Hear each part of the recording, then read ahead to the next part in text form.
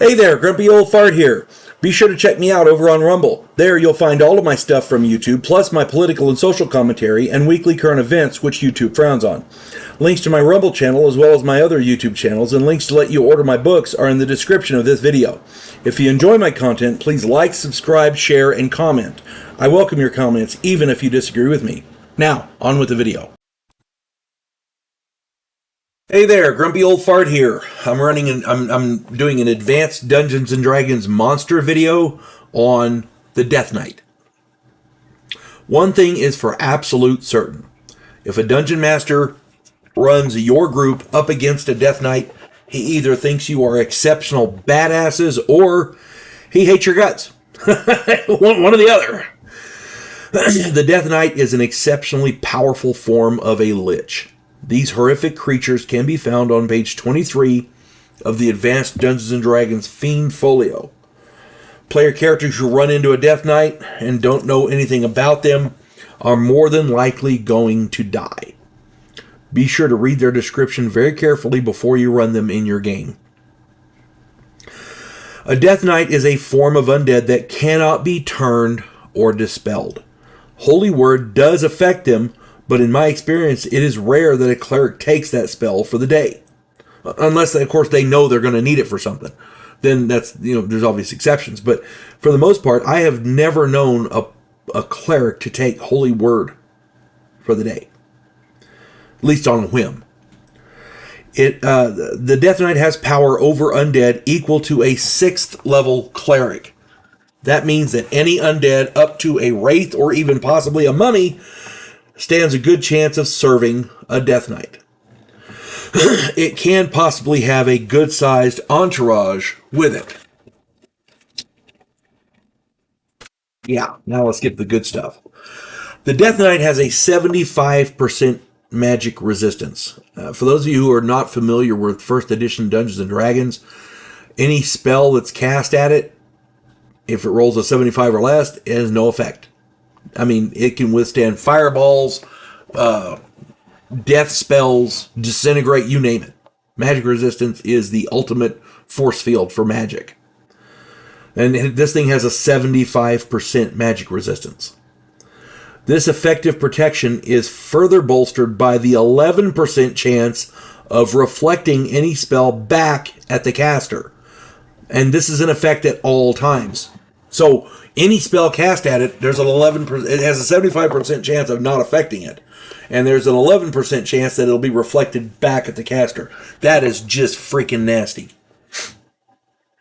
It has an 80% chance of wielding a magic sword, determined randomly from the books. So, yeah, it could have a plus 5 defender. It could have a flame tongue. It could have, flip the book open to the magic swords and pick your poison. It could have any of those. It also has a really good armor class of 0 and a strength of 18 double aught, which gives it great bonuses in melee combat. Where the Lich, a regular Lich, has massive spell capability, the Death Knight has the melee capability. These horrific bastards usually ride nightmares. Yeah, see the Advanced Dungeons & Dragons Monster Manual on nightmares. These things ride nightmares like a paladin has his mount. It's just, oh my god, ridiculous.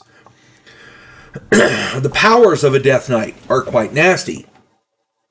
Continual generation of fear in a 5-foot radius. Excuse me. Wall of ice. Detect magic. Dispel magic. Detect invisibility. It can gate in demons, types 1, 2, 3, 4, 6, or 6 rather, at 75% chance. It gates in demons to help it. It has power word spells, symbols of pain and fear. It uses a 20 hit die fireball. All of its magic is at 20th level. That is just nasty. Death Knights speak Common, Alignment, and 3 to 6 additional languages. So, it is possible to communicate with them. I guess that helps if you're going to plead for mercy. That's about it. To be honest, it's easier to list what a Death Knight cannot do. And they're just, oh my God, nasty. In the late 1980s, I was playing in my friend Gerald's game. Excuse me, we had a group of 5 players, and we were 8th level. We ran into a Death Knight. I knew what it was, but that was player knowledge, so I couldn't say anything. The cleric tried to turn it, which of course failed. The wizard cast a fireball on it. The Death Knight's magic resistance reflected it back at us, and the player rolled a bunch of 6s on his damage. Before we could close to melee range, the Death Knight used its fireball and finished us off. So, our wizard cast a fireball on it, thinking it's an undead, and that fireball got reflected back on us at an 8th level fireball. And then we were all wounded from that. And then this thing used its fireball and finished us off. That was the fight. It was a total party kill, and we never even had the opportunity to roll to hit it. It was crazy. As a dungeon master, be very, very careful when you run these things against your players. They can destroy your entire group with ease. Okay? Our group thought Gerald was being a bad dungeon master. After doing my research for my games and really understanding it, I really rather think Gerald was taking it easy on us. And rightly so. Gerald could have been much, much worse with that thing. Yeah, if you get the chance, read up on the Death Knight definitely read up on it before you want to use it in your game. This thing could be the big bad. If you're running a game and you want to use a Lich, try substituting a Death Knight. This thing is not a henchman. This thing is the big bad in a campaign. I'm just saying. And again, I'm not trying to tell people how to run their games. All I'm saying is that if you're going to run a Death Knight, make sure your players can take it. Okay? They have to be exceptional players with exceptional characters, exceptionally resourceful, the whole 9 yards. Because the Death Knight will clean their clock pretty damn quickly. Hope this finds everybody well. You folks have a good day. God bless one and all. Devo Poland, a scientific representative of a pacifist race called the Gandhiri, is sent away as an exchange officer. His objective? To learn the one skill his species never developed, to fight. And he's sent to learn that skill from the one species who does it better than any other in the galaxy, humans.